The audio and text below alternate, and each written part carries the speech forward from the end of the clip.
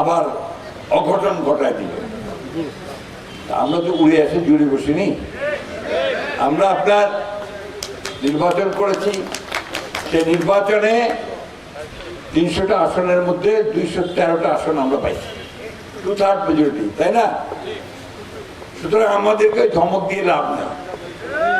আমরা 17টা বছর আন্দোলন করেছি, জেলে গেছে, জুলুম কেটেছি, মিথ্যা মামলা হয়রানি হয়েছি।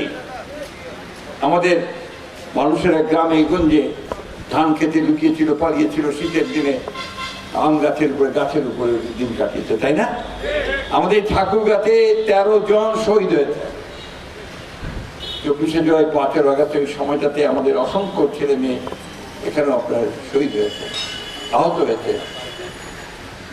তো আমাদেরকে ওই ভয় দেখায় লাভ নাই। আমরাও রাস্তায় নামতে জানি, রাস্তায় ছিলাম তো আমরা, ঠিক না? তো আমি ভাই পরিষ্কার করে বলতে চাই যে আমরা দিচ্ছি বরাদ্দ, মসজিদ মাদ্রাসায় যে দিচ্ছি, কখনো একবার চিন্তা করি না যে কোন দল করে, বিএনপি করে না, জামাত করে, আমরা দেখি না। আমার এলাকার লোক আমি সবাইকে দিব, ঠিক? ওইখানে আমরা ভাগ করি না। আমাদের মন্দিরে, মসজিদ, মন্দিরগুলোতে বা শ্মশানঘাটে আমরা সেটা করি না।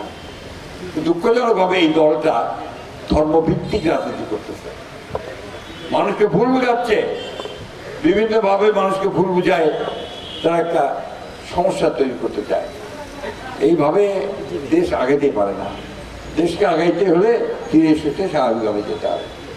আমাদের সামনে আমাদের নেতারা আছেন, তাদের উদ্দেশ্যে আমি একটাই কথা বলবো, দলকে সংগঠিত করেন, দলকে জনগণের কাছে নিয়ে যান। জনগণ যেন আপনাদের নেতাদেরকে দেখে বলে, না আমার নেতাটা ভালো। এইটা না বললে আপনি কোনো নেতা নন, আপনি নেতা না, এটা মাথায় রাখবেন, এই কথা থাকবেন।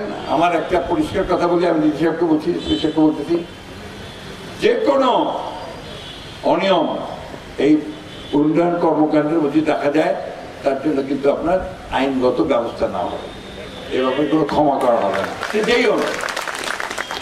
এটা মনে রাখবেন, মাথা ঠিক রাখবেন, এভাবে কাজগুলো করবেন। আমি বক্তব্য বাড়াবো না, আপনারা ইতিমধ্যে শুনছেন যে আমাদের 2টি উপজেলা হয়ে গেছে। ইনশাআল্লাহ এই উপজেলাগুলোতে খুব দ্রুত গেজেটও হয়ে গেছে, এখন আপনার কাজ শুরু হয়ে যাবে। আমাদের বিশ্ববিদ্যালয় হয়ে গেছে, ভাইস চ্যান্সেলর নিয়োগ হয়ে গেছে, আপনারা এখন অফিস সে নিবে, আপাতত কাজ শুরু করবে, মেডিকেল কলেজের কাজ শুরু হয়ে যাবে। আমি আপনাদের কাছে যতগুলো কথা দিয়েছিলাম, আমার প্রধানমন্ত্রী তারেক রহমান সাহেব নির্বাচন আগে যে কথাগুলো দিয়েছিলেন, আমরা আল্লাহর হুকুমে আসে, তার নির্দেশে, তার রহমতে আমরা প্রায় সবগুলো কাজে শেষ করে আসতেছি, তাই না? নাকি ইলাইচির আর কোনো ছিল নাকি? তো আর তো আমরা ওই যে কথা পাগাম বললো যে এরপর নতুন করে ভাবতে হবে।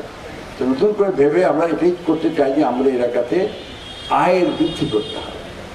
মানুষের আয় কম, ওই আর কৃষক ভাইরা আলুর দাম পান না, আলু করেছে পাই খেয়েছেন, তারপর ভুট্টার দাম পান না, তারা আলু রাখতে গিয়ে কোল্ড স্টোরেজ নাই, আলু রাখা যায় না, ঠিক না? তো এইগুলো যেন আমরা করতে পারি সেই চেষ্টা আমরা করছি। এখানে আয় বৃদ্ধি করার জন্য আমরা ব্যবসায়ী সমিতির সঙ্গে কথা বলতেছি, ব্যবসা বাণিজ্য বাড়াতে, কলকারখানা বাড়াতে, যাতে আপনাদের এলাকার মানুষের কাজের সুযোগ সুবিধা পাওয়া যায়। আমি বক্তৃতা করবো না, আপনাদের সকলকে আবারও অনুরোধ জানাবো যে আপনারা যেভাবে অতীতে আমাদেরকে সমর্থন দিয়েছেন, ভবিষ্যতে ইনশাআল্লাহ আপনারা সেইভাবে সমর্থন দেবেন আর আমাদেরকে কাজগুলোতে সাহায্য করবেন। আর যারা তারেক রহমান যে উদ্যোগ নিয়েছেন সেই উদ্যোগগুলোকে আপনারা সফল করবেন। তবে স্কুলে বাচ্চাদেরকে পাঠানোর ব্যবস্থাটা আপনার অত্যন্ত জরুরি ভিত্তিতে কাজ শুরু করেন, নাহলে ক্ষতি হয়ে যাবে দেশে, সারা দেশে। আপনাদের সকলকে অনেক ধন্যবাদ। আসসালামু আলাইকুম। বাংলাদেশ জিন্দাবাদ, বাংলাদেশ জাতীয়তাবাদী দল জিন্দাবাদ, শহীদ জিয়াউর হক দেশনেত্রী এবং খালেদা জিয়া জিন্দাবাদ, অমর হোক খালেদা জিয়া, অমর হোক আমাদের জিয়াউর রহমান সাহেব, অমর হোক তারেক রহমান জিন্দাবাদ।